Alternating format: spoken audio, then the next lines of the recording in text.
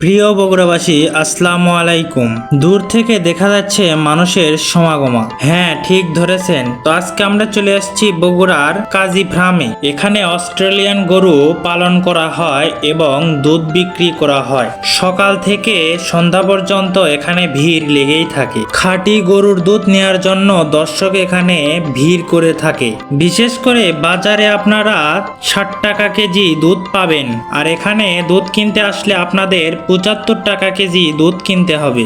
গরু খাওয়ানোর জন্য ঘাস এবং খড় মজুত করে রাখা হয়। প্রত্যেক দিন সকাল থেকে সন্ধ্যা পর্যন্ত মানুষের লাইন ধরে দুধ নিতে হয়।